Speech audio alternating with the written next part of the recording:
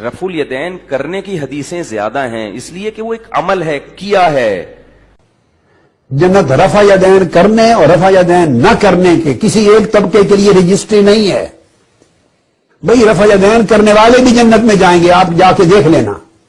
امام بخاری ہوں گے کہ نہیں جنت میں؟ امام مسلم ہوں گے کہ نہیں جنت میں؟ امام ابو داؤد، ترمذی، نسائی، ابن ماجہ سب ہوں گے کہ نہیں؟ ارے نیچے آ جائیں، حضور غوث العظم میرے اور آپ کے اور کل دنیا کے شیخ عبد القادر جیلانی ہوں گے کہ نہیں جنت میں؟ یہ سب رفع یدین کرتے تھے۔ اب میں ان کا مرید ہوں، میں حنفی ہوں، میں رفع یدین نہیں کرتا۔ بہت ظلم کرتے ہیں، اور ان کے اپنے علماء بھی انہیں روک کے رہتے ہیں کہ اللہ کا خوف کرو، یہ رفع یدین جو ہے نا چل رہا امت میں، اس کے بارے میں یہ حدیث نہیں، تم کیوں ظلم کرتے ہو؟ اس دور میں بہت بڑے حنفی عالم ہیں دیوبندی حضرات میں سے، وہ جسٹس بھی رہے ہیں، جسٹس تقی عثمانی، انہوں نے آپ اپنے جو عمالی ہے ترمذی کی شرح نوٹ کروائی، اس میں خود کہا کہ حیا کرو، اللہ سے ڈر جاؤ۔ یہ سنت جو رفع الیدین ہے امام کر رہے ہیں، شافعی اور احمد اور سارے اہل حدیث، یہ کس نے اس کو کہا کہ یہ گھوڑوں کی دمیں اور یہ جھوٹ بولتے ہیں؟ اسی طرح یہ مدرسہ جامعہ اشرفیہ لاہور، اس کے شیخ تھے مولانا محمد عزیز کاملی رحمۃ اللہ علیہ، ان کی مشکات کی شرح تاریخ قصبی، اس میں بھی لکھتے ہیں کہ جس میں رائی برابر ایمان ہوگا وہ اس بحث میں اس کو نہیں پیش کرے گا۔ حضور اپنی سنت کو میرے بھائی گھوڑوں کی دمیں کہہ سکتے تھے، اگر روکنا بھی ہوتا تو کہتے میں نے بھائی بتایا تھا، اب اس کو چھوڑ دو، اچھا انداز تھا۔ کتنی چیزیں ایسی آپ نے کہا تھا قبریں نہ دیکھا کرو، بعد میں کہا میں نے منع کیا تھا، اب اجازت دیتا۔ قربانی کے بارے میں کہا تھا 3 دن کے سے زیادہ گوشت نہ کو، پھر کہا میں اب اجازت دیتا۔ رفع یدین روکنا ہوتا چلا تو حضور کے کہنے سے تھا نا، یہ سارے مانتے ہیں، تو آپ کہتے میں نے سکھایا تھا اب چھوڑ دو۔ جب آپ نے کہا گھوڑوں کی طرح دمے کیوں لاتے، وہ کہہ نہیں سکتے تھے کہ یہ گھوڑوں کی طرح دمے لا رہا، تو آپ نے سکھایا، اگر یہ گھوڑوں کی دمے تو آپ نے تو بتایا تھا۔ بہت بےہودگی کرتے ہیں کہ غیر متعلقہ روایت کو اس بحث میں لاتے ہیں، اور اتنا بھی شرم اور حیا ان میں نہیں کہ جانتے ہیں کہ امت کے بہت امام اور صحابہ کرتے رہے، کچھ نہیں بھی کرتے رہے، یہ تو کسی نے نہیں کہا۔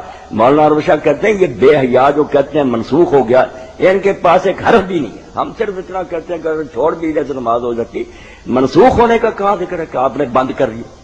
اور یہی مولانا عبدالعزیز لکھنوی رحمۃ اللہ علیہ نے تاریخ المسجد میں لکھا کہ جنہوں نے ہم میں سے یہ شرارت کی ہے نا عینی وغیرہ نے کہ یہ منسوخ جھوٹے، ایک حرف بھی حدیث کی کتابوں میں موجود نہیں۔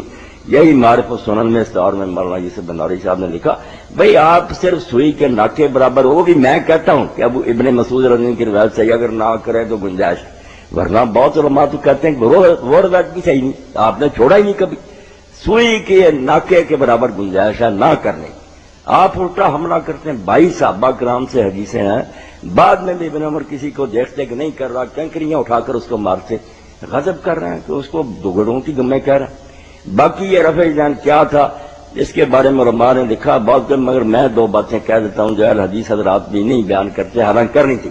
ایک تو یہ ہے کہ یہ وہ رفع یدین تھا جو لوگ اتحیات کے خاتمہ پر کرتے، جب وہ کہتے ہیں نا السلام علیکم ورحمۃ اللہ، ساتھ ہی دائیں طرف ہاتھ اٹھا کر بھی اشارہ کرتے، جیسے دور سے سلام کرتے ہیں لوگ کرتے، بائیں طرف کا ادھر بھی، یہ صحیح مسلم میں ساتھ ہی ہے۔ یہی جابر بن سمرہ، آپ نے فرمایا اس کی کوئی ضرورت نہیں، کیوں اس طرح کرتے ہو، ہاتھ رانوں پر رہنے دو، صرف منہ سے سلام کرو۔ ایک تو یہ غلط رفع یدین تھا جو لوگوں نے آپ ہی نکالا تھا، حضور نے نکالا، اور دوسرا جو ہے وہ مصنف عبدالرزاق میں ملے گا، جو نماز میں آپ نے دیکھا کہ آپ نکلے دیکھا، وہ کیا تھا، نماز میں ہاتھ اٹھا کر دعائیں کر رہے تھے، آسمان کی میں دے دوں گا حدیثیں، ہاتھ اٹھائے ہوئے تھے، آپ نے کہا کس نے کہا نماز میں سکون سے کھڑے کو، درمیان میں ہاتھ لوگوں نے اٹھائے ہوئے ہیں، وہ بھی انہوں نے اپنی مرضی سے شروع کر لیا تھا کہ دعا کر رہے ہیں ہاتھ اٹھا لے، حضور نے نہیں سکھایا۔ یہ 2 چیزیں تھیں، سلام کے وقت اور نماز میں اپنی خوشی سے ہی ہاتھ اٹھا کر دعا کرنا، ان دونوں کو کہا میں فوٹو اسٹیٹ کرا دوں۔ یہ جو سنت رفع یدین ہے رکوع کے وقت، یہ رکوع اس کا مطلب یہ صحیح نہیں ہے، نہ، یہ بات غلط ہے، یہ سنت ہے، اس کو نہ غلط کہیں، یہ تو اکثریت ائمہ کی ہے، اولیاء کی، خود شیخ عبد القادر جیلانی رحمۃ اللہ علیہ غنیہ میں لکھتے ہیں کہ سنت ہے، کیا کر رہے ہیں، اولیاء کو مانتے ہیں، ائمہ کو ظلم کرتے ہیں۔ جی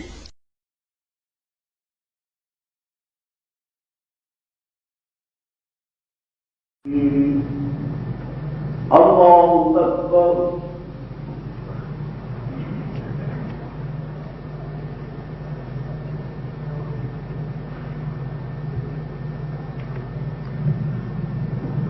سمع الله لمن حمده.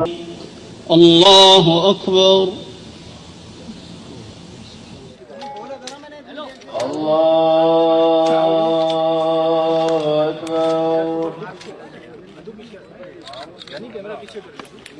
بچوں، میرے محترم اساتذہ و مفتیان، یہ زندگی پڑھانے کی ہے جو ان کے کام آئے گی انشاءاللہ۔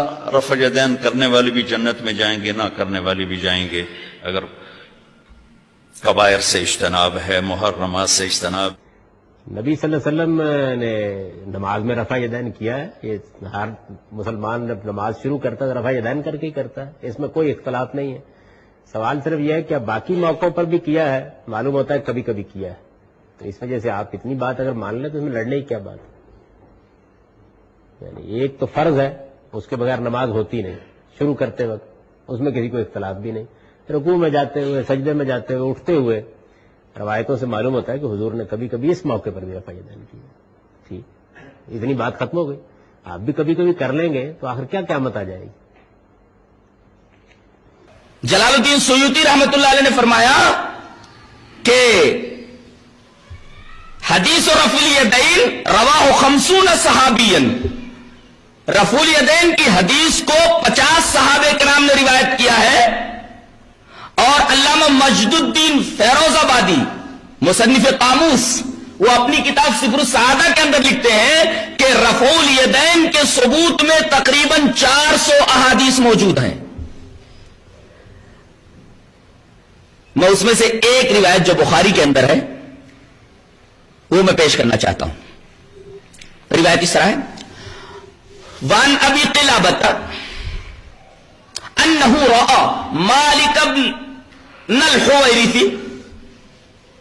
اذا صلى كبر ورفع يديه واذا اراد ان يركع رفع يديه واذا رفع راسه رفع يديه وحدث ان رسول اللہ صلی اللہ علیہ وسلم صنع هكذا رواه البخاری فی کتاب الصلاۃ۔ حضرت امام بخاری حدیث پاک کو ایسے کتاب الصلاۃ کے اندر لائے ہیں۔ حضرت ابو قلابہ کہتے ہیں کہ انہوں نے مالک ابن حویرث کو دیکھا کہ مالک ابن حویرث جب نماز پڑھنا شروع کرتے، اذا صلی، جب نماز پڑھنا شروع کرتے تو تکبیر بولتے، کبر، اور تکبیر کے وقت رفع الیدین کرتے، کبر ورفع یدیہ، تکبیر تحریمہ کے وقت رفع الیدین کرتے۔ تو رفع الیدین کا ایک محل تو تکبیر تحریمہ کے وقت ہے۔ پھر وَإِذَا أَرَادَ أَن يَرْكَعَ، جب وہ رکوع کرنے کا ارادہ کرتے تو رکوع میں جانے سے پہلے رفع الیدین کرتے۔ وَإِذَا رَفَعَ رَأْسَهُ، اور جب رکوع سے اپنا سر اٹھاتے تو رفع یدیہ، تب رفع الیدین کرتے۔ یہ روایت بیان کرنے کے بعد ابو قلابہ کہتے ہیں کہ مالک ابن حویرث جب یہ عمل دکھلا رہے تھے، نبی کریم صلی اللہ علیہ وسلم کی نماز کا یہ طریقہ بتا رہے تھے، فارغ ہونے کے بعد وہ کہتے ہیں وحدث، انہوں نے بیان کیا ان رسول اللہ صلی اللہ علیہ وسلم صنع هكذا، نبی کریم صلی اللہ علیہ وسلم نے اسی طریقے سے کیا ہے، یہ نبی کریم صلی اللہ علیہ وسلم کا عمل ہے۔